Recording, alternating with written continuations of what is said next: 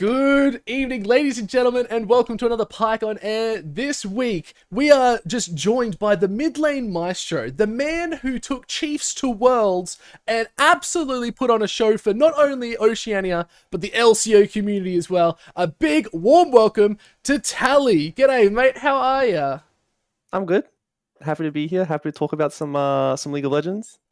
It's just a genuine honor to have you, honestly. Like, you were actually my favorite player when you were on the Chiefs roster too. I think I followed you for easily probably 2 years as like a bit of a fanboy. You're probably one of the reasons I'm still a mid laner as well. So having you on this, my heart's pounding, man. It might not just be the COVID, it's just excitement. Nah, I mean, I don't know. Like, I've had my stint in pro play. Like, I think I'm done with that now. But like, looking back on it, it was definitely like a fun experience. I was, honored to be able to experience that. Yeah, it's actually, I love, you've literally brought up one of the main things I wanted to talk about so I want to talk about your history with pro play, with where you are now. Give us a rundown on where you currently are sitting and where you've come from, Telly. Like, where did it all start?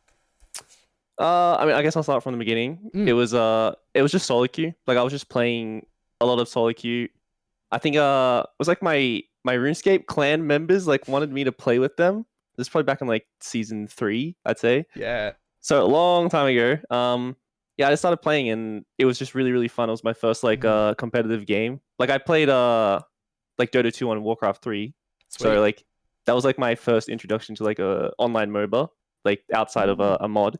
So yeah, that was like my first competitive experience in a game, and that was like it was really, really fun. It was addicting, and I just played it pretty much non-stop all day, every day. And I hit a point on the ladder where I was high healer, and I was subbing for, because the thing was I was like 15 or 16, so I wasn't able to play professionally at the time, but I was subbing for pretty much every single team at the time. I think my name in solo queue back then was like Cursed Tally Intel, just because Yeah. everyone would be like, "Oh, Tally, like this guy's working. Can you come play? Can you come play AD? Can you come play top? Can you come play mid?" I'll be like, "Sure." Like, You just it's knew fun. everything, man. You were the go-to guy if in case something was going haywire. I love that. That's kind of cool though. Like, you don't hear too many stories, especially nowadays, of players, maybe not in our region, but I know in Korea and stuff they do. But not many young players are really big up and comings, or at least someone sought after by all teams. Like, I think that's quite unique to you, I'd say.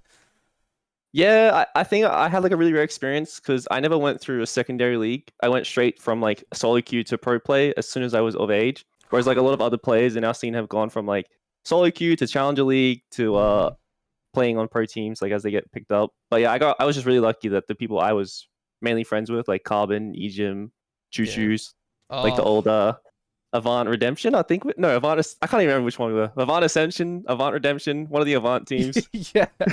I actually remember casting some of the Avant people too, like back in the day. And I remember that was when they were still like, I think they're not around anymore. I think they're properly disbanded, if I recall. But I remember them being one of the first ones where I tried to give casting a go, and I was like, yeah, I'll give this a crack. And I was like, what the fuck am I even doing, man? I was like, where am I? Like, what am I doing? But then I just remember, yeah, that's awesome though. Like, so you're part of like the really OG crew. Like, you are a genuine oceanic legend is probably the way I'd put it. Yeah, it's like weird to look back because like I was always considered like the baby back then, playing with all those people. But now like I'm kind of the I'm the old guard, like playing with all the young people now in solo queue, and it's such a weird like feeling, but I can still smoke him when I want to, so it's not that big a deal. You go in and you're just like, no. Calm down, boys. I've got this. And then you just smack them down. You got to teach them a lesson some days. All the new kids like chirp, hooper. You're just like, sorry, lads. Like, take a back seat, Like, you're good, but you're not that good. Yeah. And I say from that point, it was just like, just playing it was just pro play. Like, everyone pretty much knows about my career. And like now at this point in my life where like I've retired from League, it's been a year since I've retired, and I still watch all the time. Like I follow pro play like extremely closely. I think I play more solo queue now than I did as a pro player. It's just, I think it's become more fun to me, League, because it's not a job anymore. And like I always loved playing League, but when it's a job, it's like you kind of force yourself to play, which can like cause burnout. Whereas now it's like, oh, like I'm gonna go outside today. Like I don't have to play League because I don't want to, That's so refreshing to hear too. It's nice to know that there is a green meadows on the other side of that. Like I actually don't play League all that much myself. Like I Yeah. literally started doing my placements last night on stream because I was sort of just like, oh yeah, like a lot of the Smurfs have already grinded a little bit. I might just start, and I lost 2 out of 3, and the third one where I won, I was just like, I fucking popped off.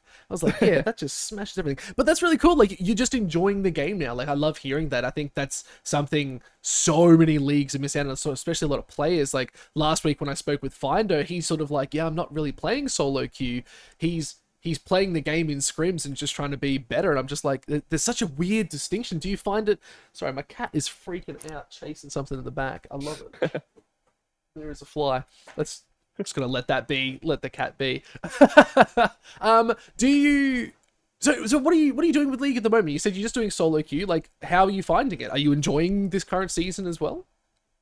Yeah, it's definitely like the most fun I've had playing mid in a while because like everyone knows about all the mid buffs that are happening. Like it feels like the role's actually like a proper carry role again. So it's like really fun to play. You're not like an Everfrost like CC bot anymore for the rest of your team. So yeah, playing solo queue is definitely fun. Playing mid is definitely fun. I think when the new season drop, I do it with my friend Jujo. Like we were probably dropping like 12 to like 15 games a day, and then I just hit a point. I was like, yeah, I just don't have to play. I don't feel like playing. Like I could just go do something else now. So like yeah, I have my like stints where I play like, a lot and then just take a break, come back refreshed. So I always thought that was like the best way to play. Like is very small amounts of like high intensity games rather than just playing like a huge amount of games in one sitting. So I think like being able to stay focused on and just have quality over quantity was just always better. No, I totally agree. I love that. How are you finding? Because obviously you're still high elo. You're still very much up there playing with all the big dogs. You are one of the big dogs. That's a whole nother thing. Again, I'm still fangirling a little bit over here. With that, how are you finding our pro players? Like, because you're versing them every day. You're seeing the competition. Would you say Oceania, as it is starting to level up a little bit? I'd say I think our ceiling has definitely no, our ceiling, our floor has come up. I think that like the overall skill of like our bottom players is better than it has been in previous years, but I don't really think our top players have really like outdone themselves from previous years. I think that like that's something we've stagnated on. We don't really have like the like very very stable like superstar players anymore that you would look at in the past. But I think the overall skill of our league from like the floor up to like the middle part has definitely leveled up, which is probably a much better thing as a region. Because like if we have consistent like new people coming in who can like play the game at like a standard level straight from the get go, like it's just good for us in longevity. Oh, for sure. Like I totally agree. I think and you said it perfectly. Is we've raised the floor up, not so much the ceiling. So everyone's starting to get crammed in where it's getting a tighter competition. Do you think LCO's starting to look a little bit more competitive now over previous years? Again, you are a champion of the LCO OPL as well. Do you think we're as a region in the pro scene starting to do better? Do you think there's a chance for us at PCS? It's like a funny thing where like every single year you'd be like, oh, like they cut the OPL, like we're done, and then we seem to do really well, and then like the next year is like, oh, they took our players, we seem to do really well again, and then even like this year it's like, oh, like the league is dead, but then like we just seem to pull all these players like out of nowhere, and like I think that this is like a really really good like year for the LCO. I think that like our top 3 teams are like quite competitive with each other. And like I think that like they can do well overseas against PCS because a lot of them are really like experienced players. Like you saw in some games, like Antic was winning like completely unwinnable games because of their like macro knowledge. So it's I'm excited. I think we can do well. I love that you said the top 3. So I think everyone's got the same top 3. So it's definitely Bliss, Ground Zero, Antic, right? Yeah. I'd love to hear your thoughts. What are the pros and cons of each team? Let's start with Bliss. Pros and cons. Bliss definitely have like probably the most consistent carry players. Like I think Bio, Harry, and Violet all like insane.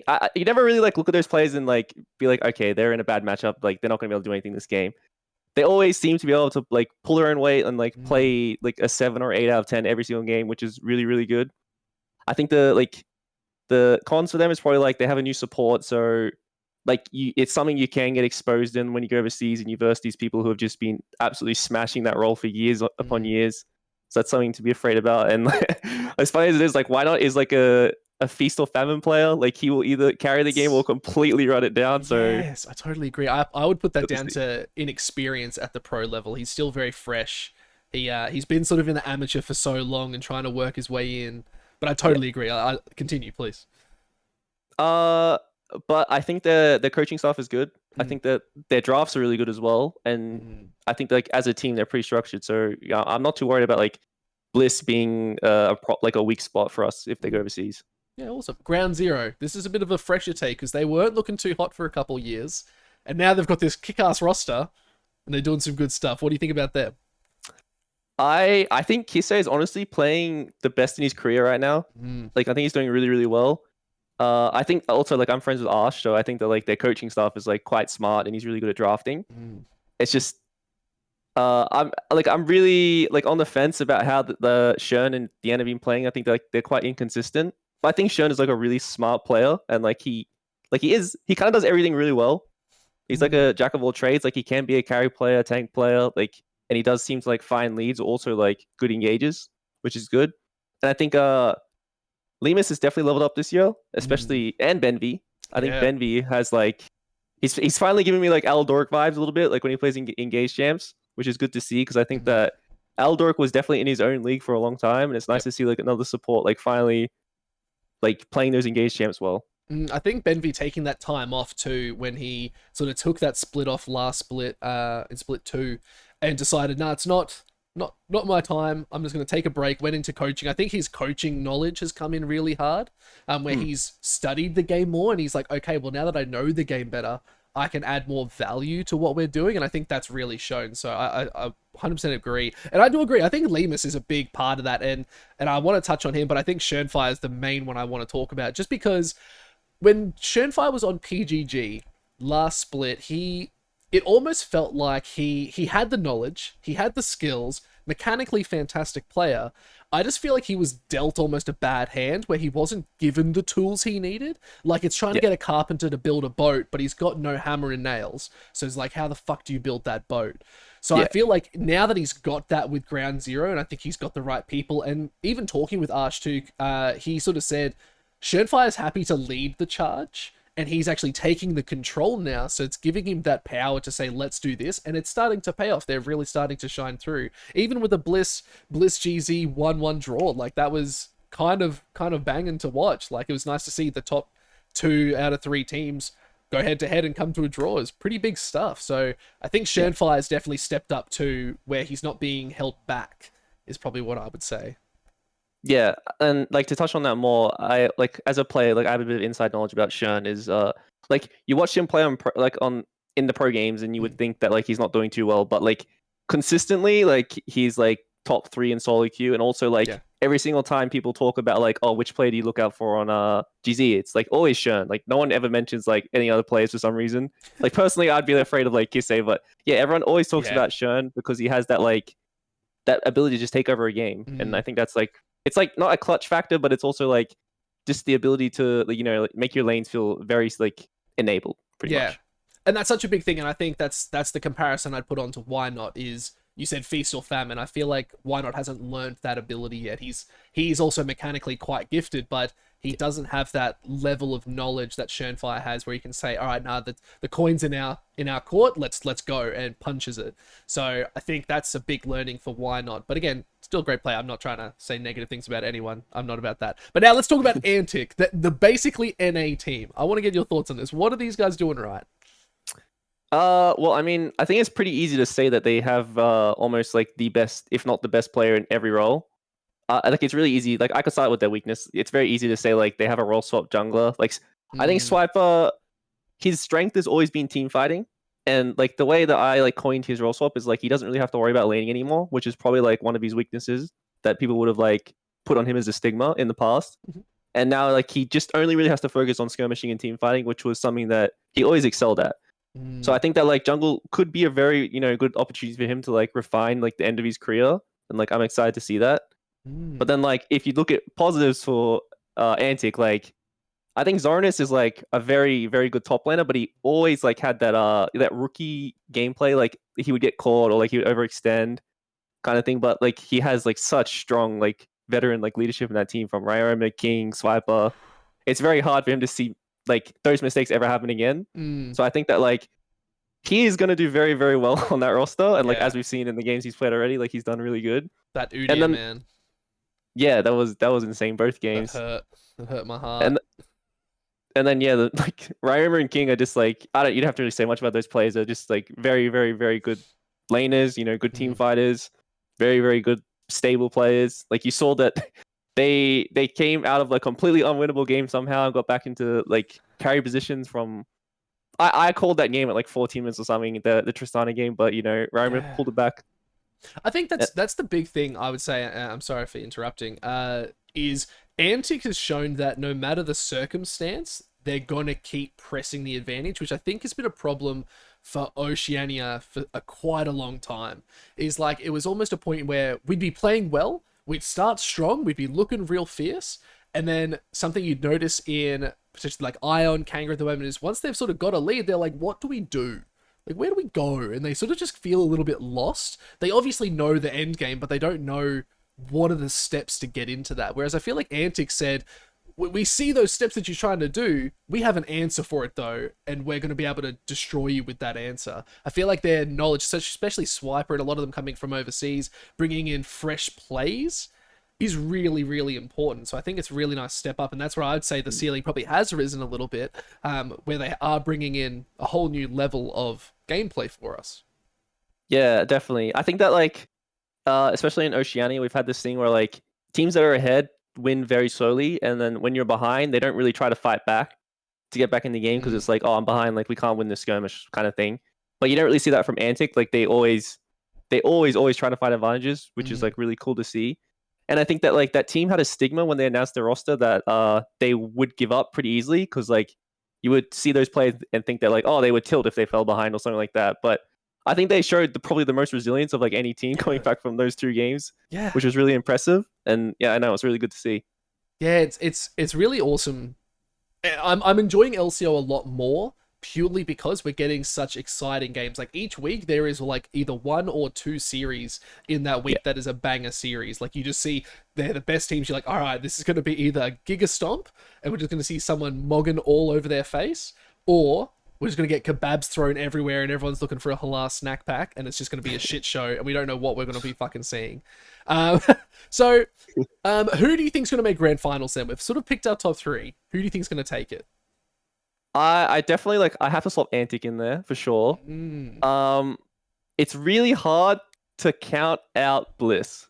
Like I yeah. think GZ have been playing well, but like I can't really count out Bliss roster. I just feel like those players are like they will come in towards the end of the split. You know, like when everyone's finally like played more games together, you have more experience as a roster.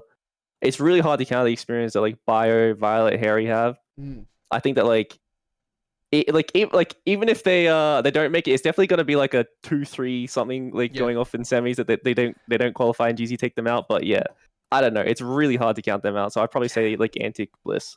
It is such a tight series. It's a tight split, this one, if I'm being super honest. I love it. And I think that's the competitive nature we've been missing a little bit in LCO. It's always been the top two teams. Everyone Yeah, already knows who's making it through. Now it's the top three, and you're like, oh, I have to put my money somewhere, right? Like, yeah. yeah, some people throw in games and don't have to talk about that, which is another thing entirely. But I want to tell you more about you, because at the end of the day, I'm here to talk about you. We've talked about LCO. I want to talk about your transition from pro player into just an enjoyer of the league. Like, how are you enjoying LCO, and especially as a caster on it too? You were a guest caster not last week, the week before. It was last week, 2 weeks ago. 2 weeks ago. So the week before. Tell us about this experience. Like, how are you enjoying all of it? I definitely, I can't lie, I do miss playing, watching the game. Like I do watch it. I'm like, yeah, I wouldn't do that, or like this is what I would do in that situation. But yeah, I had to refrain from saying stuff like that as a caster. I Mm, I just like I try to like be objective and mm, like I tried to be like a informative caster as well, but mhm. also talk a bit of shit because I am hanging out with Skimmy, Yeah. so I would try to frame it as like, yeah, in this situation, like what you would want to do is this and that, and like I don't know, I had a lot of fun casting. That was definitely a good experience, and like I hope like Timmy calls me up again. We get to do it at finals or Mm. something. We'll have to see. But yeah, being a viewer is definitely like a different experience because I still have friends like on pretty much every team. So like I'm rooting for everyone at the same time. But like Mm, I do want to see like Antic take it out at the end. I am an yeah. Antic fan. Ooh. So I like.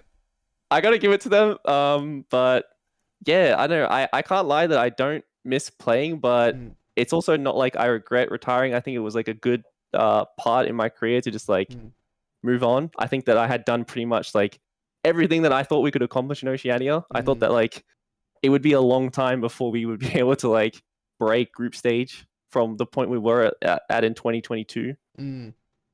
So yeah, I was happy to step away from that point.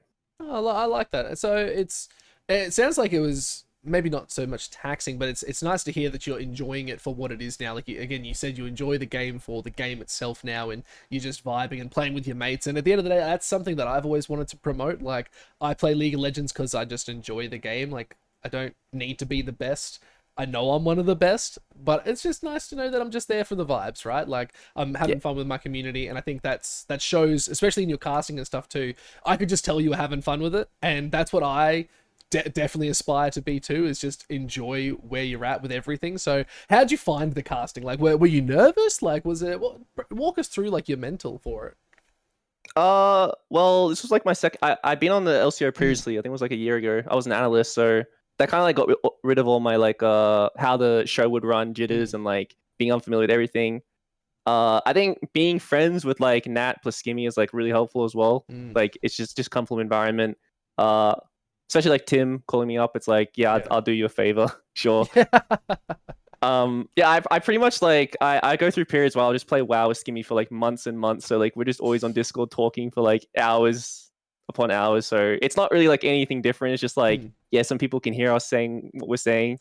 Like it's honestly just it's I really enjoy talking about League. That's probably mm, one of my favorite things. Like I could go on and on for hours about like the mm. most like irrelevant shit, but I just had a lot of fun, talking absolute nonsense. That's League of Legends at the end of the day. It's all made up characters in a made up game. It's pretty nonsense if you ask me. It's not real. It's not real, man. LP's not real. Don't worry about the grind. Just have fun with it, you know. So I guess now because you are one of the highlight players, like right, you I would still say you're a League of Legends legend in Oceania. I've said that before, and I'm gonna keep coming back to it.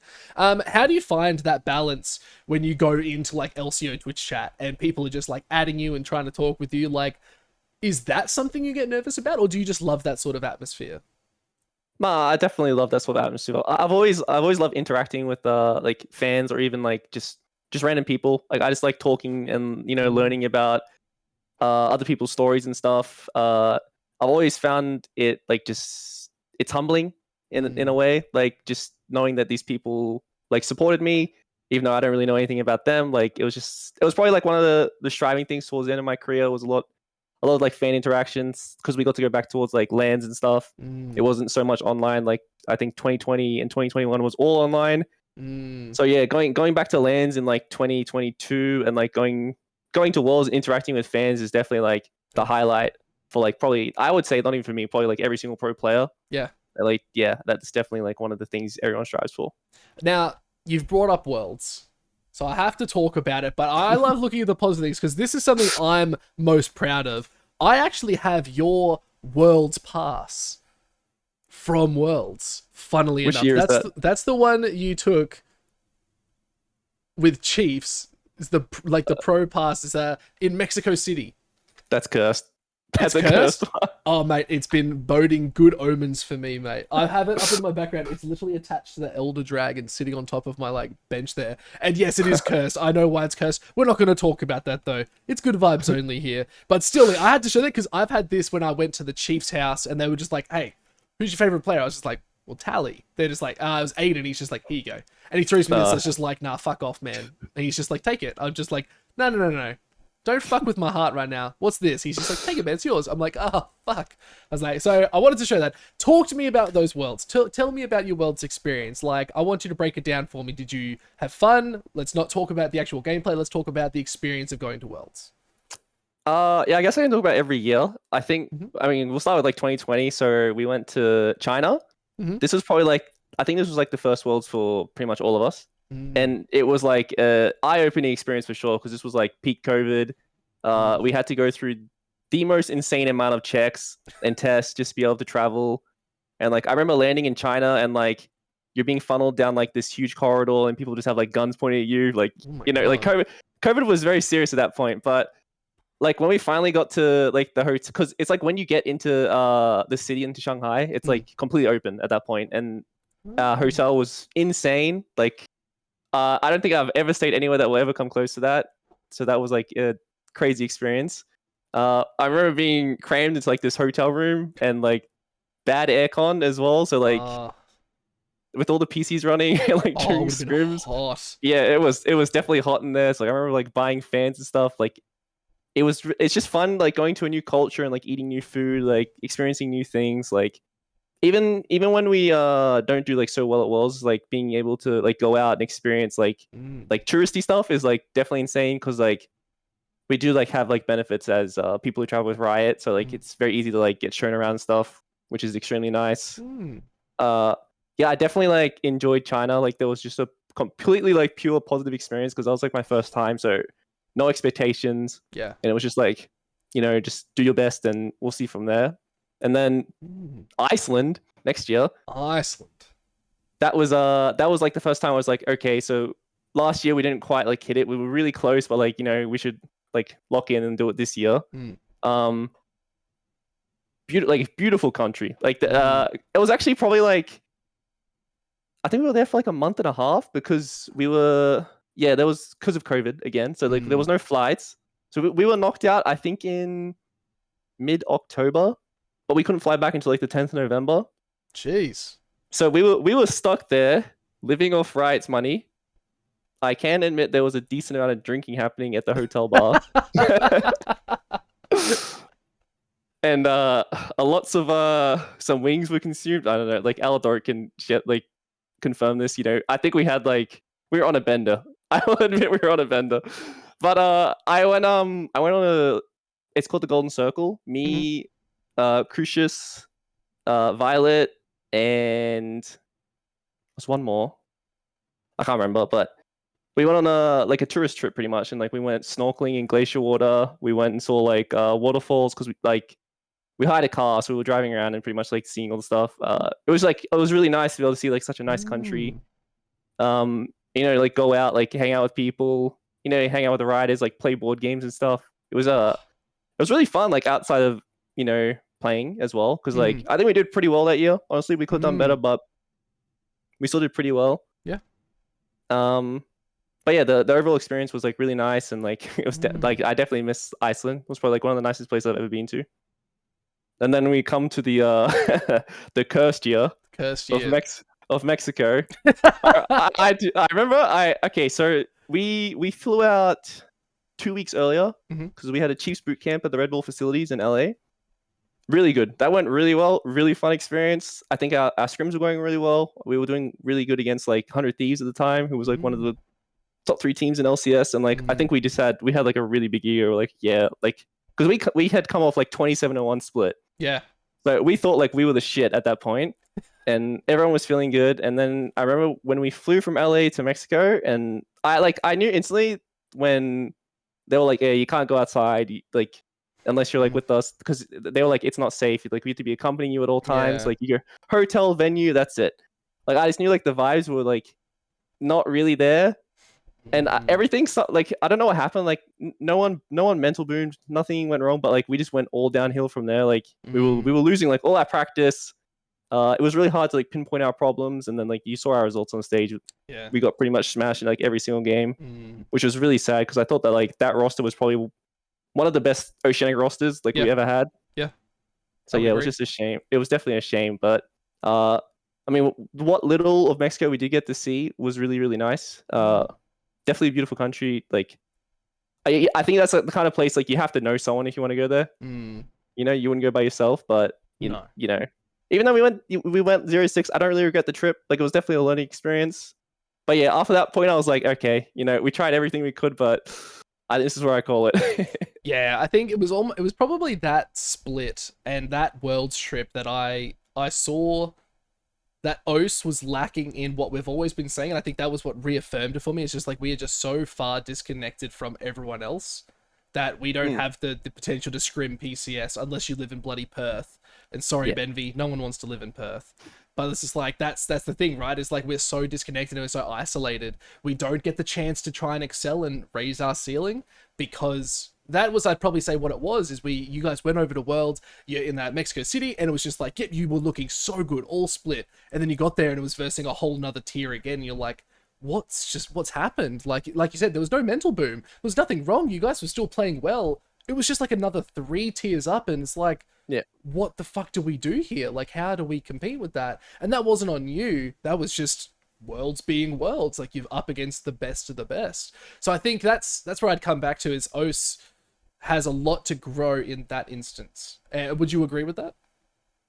Yeah, definitely. It was certainly like, it was really demoralizing. Like, to touch back on the Worlds thing, was like going from like pretty much the perfect split, like we all thought we played like insanely well split to pretty much hitting a point where like we didn't have enough time to improve to catch up to our competition overseas, was it was definitely shocking. And like I can't really pinpoint like why we were like we weren't able to improve so fast, and why like OS felt so like easy for us. I do remember like there was like a problem where like PGG just wouldn't scrim us the entire year because like they thought we were their only competition. Like that was like kind of cringe or whatever, but like it's in the past now. But it's I mean, I think now it's good to see that like we have more than 2 teams. I think that like the biggest problem OS just had in the past is like there's just been 2 teams, like Legacy Chiefs or like PGG Peace. You know, there was only like ever really like 2 teams. Yeah. There was only really like 2 top teams at the time, and like a third that was like slightly below. But now it's good to see that we have like 3 contenders, and like I think that's good for practice for sure. Like behind the scenes, it's like really frustrating when you verse them that week and you can't scrim or get really good practice for 7 days. Is just not really good as a team. Oh, it's funny you say that, because I've been hearing a lot of chatter about the scrims and how they've been going. And what I've found is top 3 teams, they're loving scrims at the moment, obviously because they're doing really, really well. But I've heard that a lot of the other teams, especially the lower tier teams, are just FFing. Like, they're getting to the point and their mental is just sort of shattered. And I hate to hear that, because I think one team is what I've been told is the only one that's really standing out. And I won't name names, I'm not about that jam either. Where one team's like, no, we'll play it out. And I think that's a testament to not only the players, but the staff as well, saying, look, it doesn't matter if we win or lose. We need to scrim the best teams so we can learn how they work. Do you think it's a bit of a mental diff in that instance? Like, do you think because of the tiers, the different tiers of play that we have, that causes a lot of issues? Well, I can like touch on my own experience, because I think that we were always like kind of the scrim gods. Like I think that like Legacy 2020, Peace, and Chiefs were always like we always had like 70% plus win rates in scrims. I think that when you scrim the bottom teams, like a lot of the time, yeah, you are right. It's like it's just FFing, or like your bot lane double kills them at 3 minutes and then again at 5 minutes, and it's kind of like no matter what you do, you've won the game kind of thing. So I think a lot of the time when you verse the bottom teams, it's a lot of, for them, it's about like laning phase. You never really get to experience like mid late game, like skirmishing, objective fighting, and stuff like that, which is still like good practice. It's just you just got to change your mindset about like what you're getting out of the scrim. You shouldn't expect, like, I would never scrim against SKT and expect to be able to have a Baron fight. You know, like I would just think that like, okay, I need to survive laning phase, and if we manage to do that, like maybe we have a dragon fight, because like we will lose like 100%, but we'll see what we can get out of it. Yeah, and when you as a top team, when you get to scrim your like direct competition, like that's when you finally get like good reps in about like mid game and stuff. You wouldn't focus so much on laning phase because you know you have solo queue for that. You have different scrims, so that's when you would draft like more team dynamic focus, like team comps, stuff like that. It's just about what you want to get out of practice, honestly. And like you'll probably see like a lot of the bottom teams, like if they want to like maximize their time against these top teams, like you gotta humble yourself a little bit, honestly. Yeah, I think that's maybe a bit of an ego check for a lot of these players, is maybe what it is, because I do know there are some players, even in the low elo, not the low elo, the lower bracket sort of teams, they still have a little bit of feist to them, where I feel like you sort of got to, I don't like saying it, but you got to whip the dog a little bit to get it in line.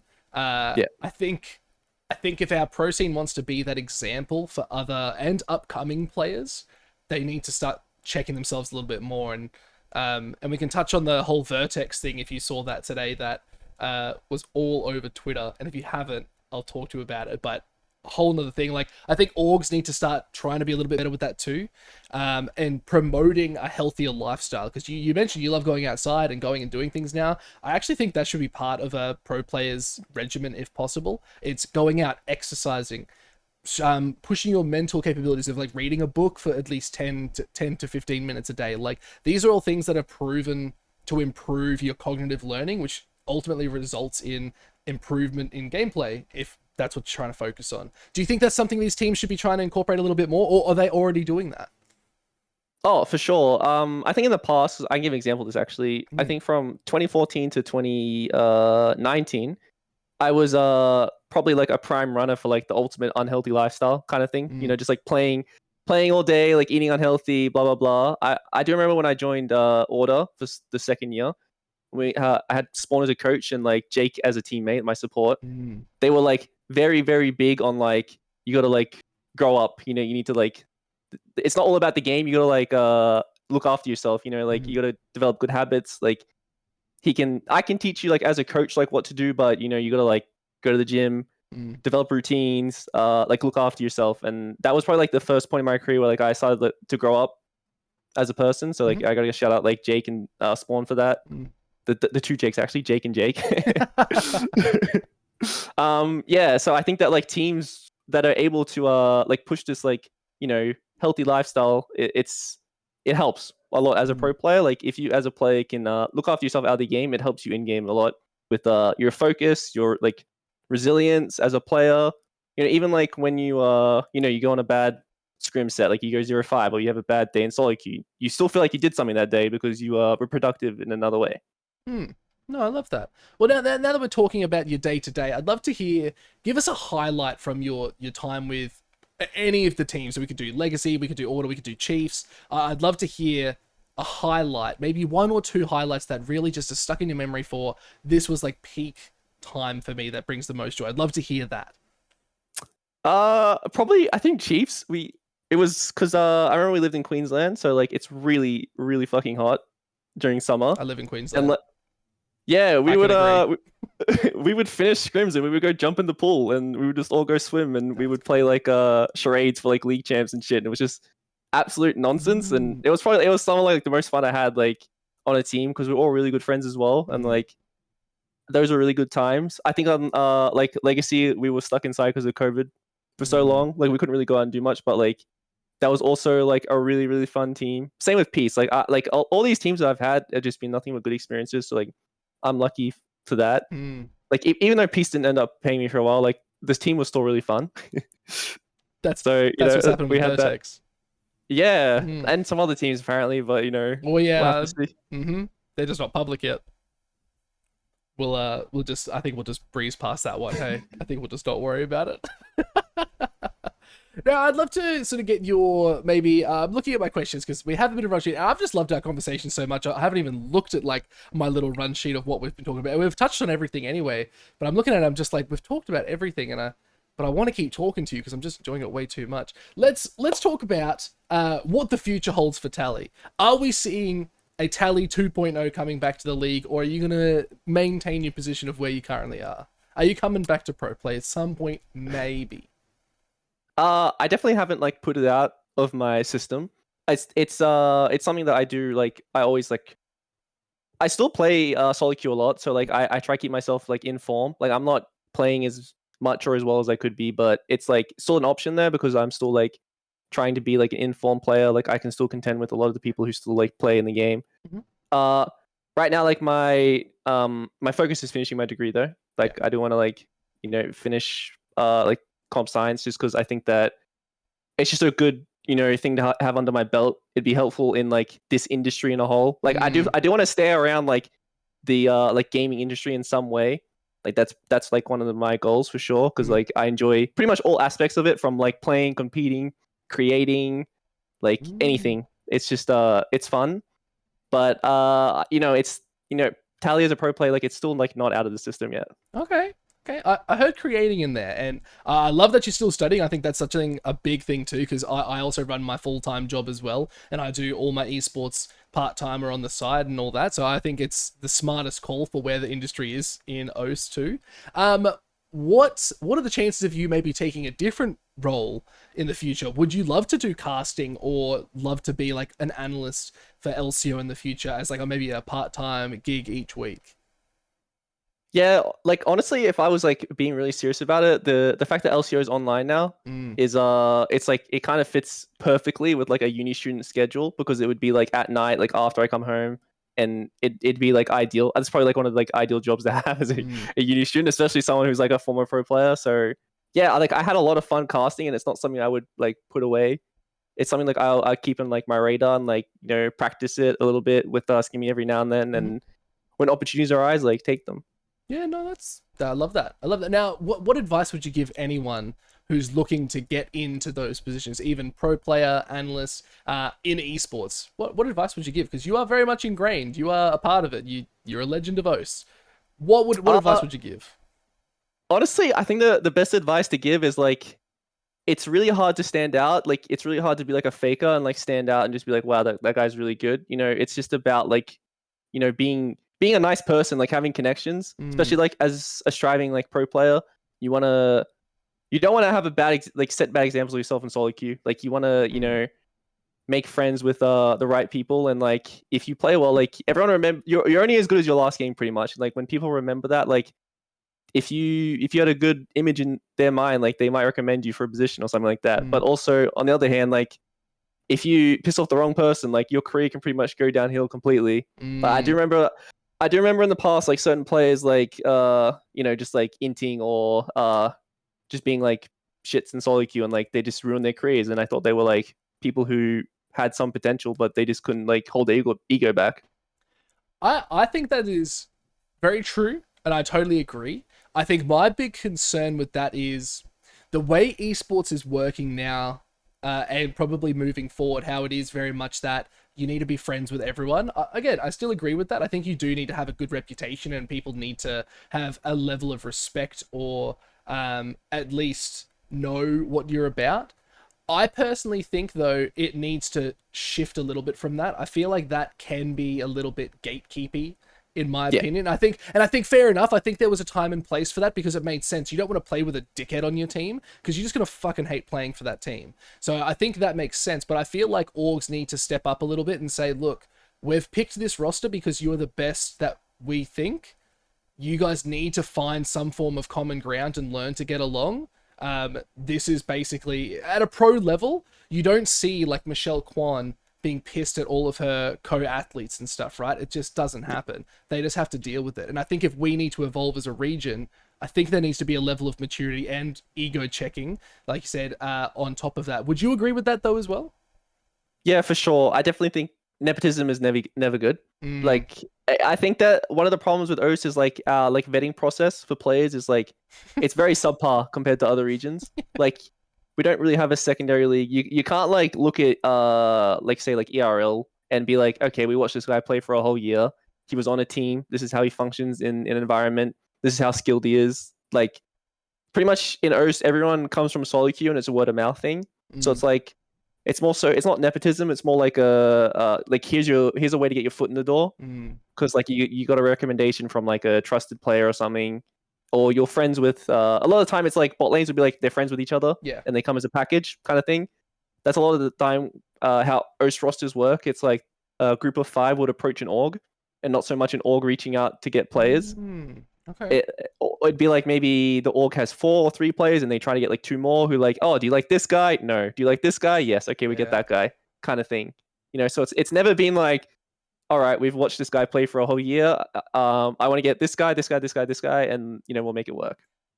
On that side, then, do you think an amateur league is pretty crucial into making that step up to orgs being a business instead of just like a company that's going to throw money at people and then not actually throw the money? Do you think that's important that we start implementing an amateur league and maybe like a high school tier league too? I like for sure. I think that like secondary leagues are so important because it gives people who play solo queue the ability to like play in a competitive environment Mhm. which is like it's so big for your development as a player if you do want to like go pro. Like you can just look at overseas and just see like how big the difference is between like players who have like played already for like a whole year and going into a pro league compared to like just rookies just showing up and playing their first game on like the big stage.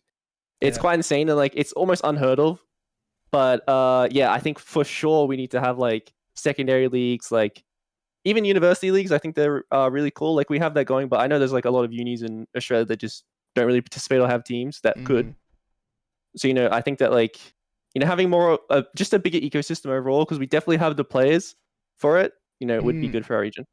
Yeah, and it's really funny because I am very much in that intervarsity league as well. Like I cast for them every week over at QUT when it starts back up after LCO, and I know there's whispers and rumors of an amateur league, and I know there's always whispers and rumors of like a high school. I'm trying to gauge as well that importance because it's really funny. Findo, who I had last week, he has been playing on amateur leagues and has been playing in those for a while, and he said it didn't help him at all.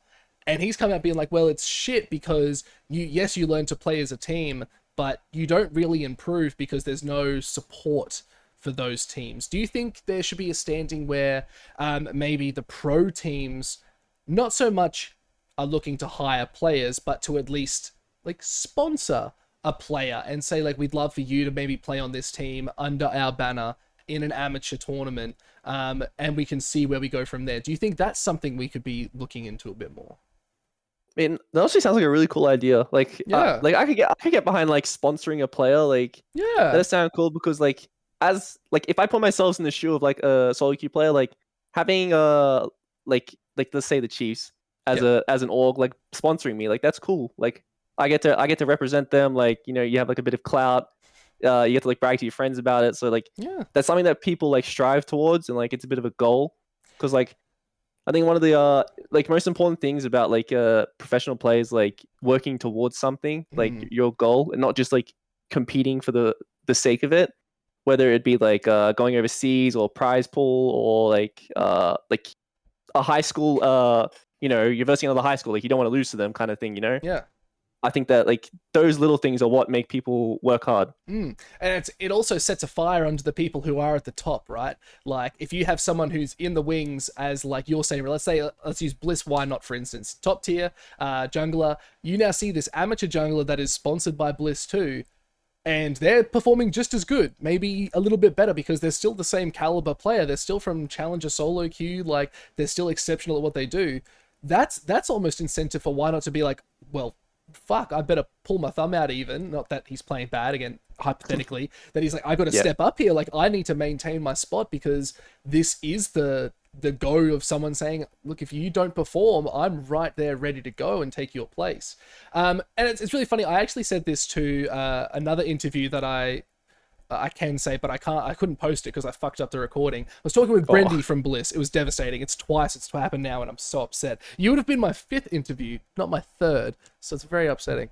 But what I said to him is like, is there a possibility of like content creators? And you said you like wanted to do like content around OS. Is content being sponsored by a team a way to start not only getting money inside that organization, which is clearly a problem that all orgs have, is sufficient finances, and he said it's the go, but the problem is finding people that are trustworthy to do it. And I'm like, oh, I totally understand. I think that's where contracts and clear goals and targets that they need to meet are so crucial. And again, that's where I talked about the sponsorship of a player. If that player isn't meeting those requirements, sorry, you lose your sponsorship. You are no longer going to be under that banner. Do you think that could be handy going forward for orgs? Yeah, definitely. I think I can probably talk on like one of my old contracts that I had with Golden Guardians was so like I had like my base contract as a player, and then I had an additional thing where if I streamed 30 hours a month, I would get like bonus money for that. So it was like a way to push the org out and like act as like a what's the word? An ambassador. Yeah, I guess. Yeah, so like I remember I was like co-streaming LCO at the time in NA at like 2 a.m. or something, and like hitting my hours in that contract, and I think it was good because it pushed me to stream. Like I did that for like 3 months before I came back, and that was probably like, the most streaming I ever did as a player. And pushed. It helped my brand definitely. Mm.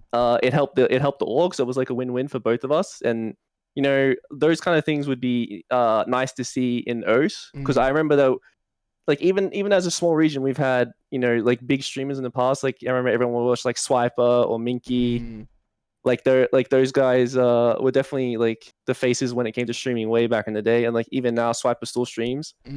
uh I think that like definitely more interaction between everyone in the whole ecosystem of OS would be good, because like talking on like the Vertex thing, like have people been commenting about like it's like a divide between the region where like everyone would just like they don't really like work together, and they only come together to like bring people down kind of thing. But like we should be working together to begin with, so these kind of things never happen. Yeah, that would be good, but that's like fairy tale speak. But I disagree that it's fairy tale speak. I just think people need to stop trying to blow smoke up their own asses and just say, all right, we're mates. I've said this in every interview as well, where it's, if we just put aside our egos for 6 months and just say, okay, how about we start pooling our resources, seeing what's possible. You said before, we've already started seeing a foundation being a lot stronger. Why can't we build the foundation somewhere else and start to expand the house? You know what I mean? That's all it really takes. And you've said as well that it worked for you, worked for Golden Guardians. It made sense. It works on your brand. And I think that the trouble we find is a lot of players are very introverted. And that's just the nature of gaming, unfortunately, is a lot of them are introverted. They don't want to do it. I'm still dedicated to making Kisei laugh at some point. If I see him at DreamHacks, I'm going to run up and try and tell him a joke and get it on camera. Because if I can get that, I've basically finished my career on an ultimate high. So like that's the sort of stuff, is we need to start fostering a more nurturing community. I think it starts with getting people involved. Yeah, I can definitely like touch on this, because I think in the past, like you could view OS as a more like, it's definitely a more serious region in the past, and like people's mindset would be like, I don't really care about the media side of things. Like I just want to be the best pro player I can be. So like I'm honed in on like winning and practicing, and that's all I care about. And like you've seen some players in the past, like Swiper, who like they did better at pushing their media presence online, like streaming, Twitter, like all platforms, and like it's helped them a lot, like immensely throughout the years. And like I definitely, like, it's one of the regrets I have, is like not doing it better myself. But I think OSA's region now is definitely like, it's not as serious as it was in the past. And like if you do want to be a pro player, because a lot of people are doing this like part-time, it's something you have to focus on, is like pushing your brand a lot more, like being more of an ambassador, like having interviews, like doing media stuff for your orgs. It's a lot more important now than it was in the past, but it's definitely always been something that has been important for a pro player. Yeah, and I think that's why I also started this like little show, is I wanted a show that can bring light to the people that are in this industry. It's why I've reached out to like people like yourself, who are still very much ingrained in the culture. And I know I've got like interviews lined up for the next like weeks and weeks and weeks, because I've had orgs reach out being like, hey, we want to get some coverage, like you're doing something really good that no one else in the scene's doing. And I'm like, look, I'm doing it because I just want to see LCO improve. Like if I can make people aware of who's there, I'm doing my job right. And no matter my own goals and my own achievements that I want to achieve, at least I'm doing something good that's helping the community. So it's just such an interesting turn of events of what we should be trying to do. And I'm almost tempted to take on what Pass has been doing, where he's doing like the mental health coaching, but I'd rather teach it more like hey, let's do some marketing coaching. Let's actually talk about how to brand yourself and what you're trying to do, because I have a marketing background. I've got a full degree in that, so I'm like, oh, maybe I could do something like that. Like obviously I'm not going to work for Vertex, but I'm gonna reach out and be like, look, I'm happy to do like a 1-day training course on what's important, what people look for, and what to do. And I think a lot of people like yourself have been so successful at that,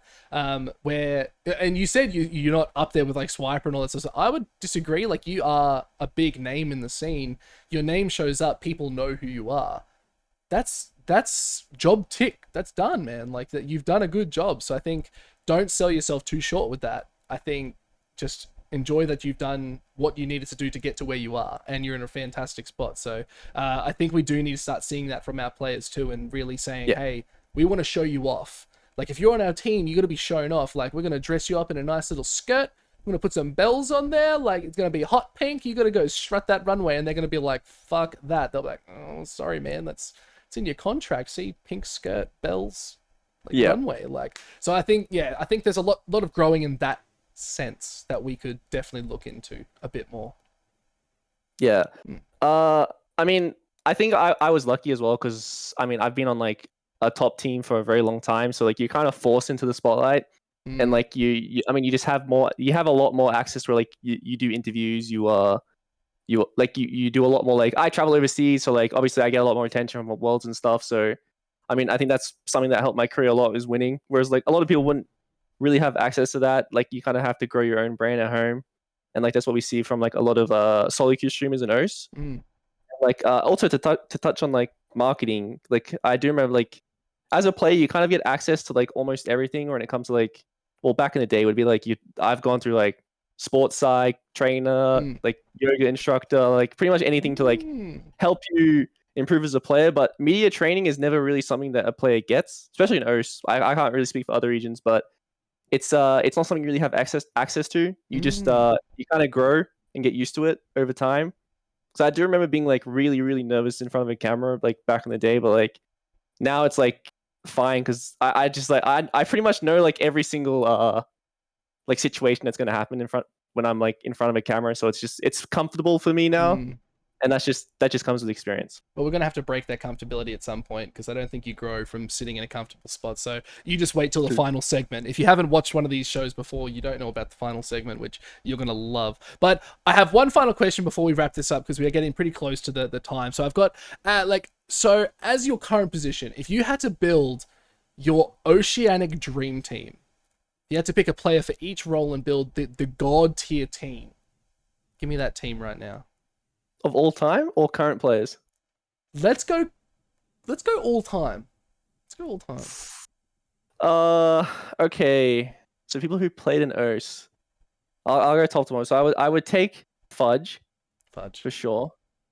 I think Prime Spooks is the best jungler we've ever had. Oh, actually, no, that's a toughie. So it's like Spooks or Miru to me. But I think Prime Spooks was very scary back in 2016. So you know I gotta take him. Mid. There's actually so many good mids on this. Do I have to put myself? You can put yourself if you think you're the best. If you were the god tier mid laner of OS. I'd be upset if you didn't though. It's hard. It's very hard. You know, okay, actually, I gotta do this for sure because I took Spooks. I have to take Swiffer. You know, the dynamic duo. I don't know. When I versed those guys, it was so hard to win. So I gotta take Fudge, Spooks, Swiffer. Yeah. And then for bot lane, I would probably go Aladoric and FBI. Oh, FBI is so good, man. Yeah. So good. Yeah, shit, that's a good roster you've built. I like it. I'm a big fan. Now I'm tempted to ask about the current players of who you'd pick, just because I feel like that would be quite interesting. And then they wouldn't be able to live up to that god tier team though. So I'm gonna say that these are like legend tiers. God tier? Legend. Not legendary. Legend. Current players. Dracu Violet. I would go Kisei. Yeah. Probably, I would go Shern. And top is hard. Actually, no, I'll just go Bio. No, I was going to say, I'd probably go Bio as well. For being perfectly honest, just consistent. Pure consistent. Yeah. Well, mate, that does bring us into the end. So, again, but big thank you for everything. Anything you'd like to shout out before we go? I've got one final segment. I've just got to prep something real quick. Any shout outs you'd like to do while we're here? Honestly, no. Like, I don't really have shouts anymore. I don't have orgs. I don't have sponsors. You know, I'm a free man. No, thanks, mum. Like, no thanks, mum. Oh, always thanks, mum. You know, appreciate you, mum. Yeah, love mum. Appreciate the food. Love mum. Love dad. Oh, I love food too. I had such a good dinner.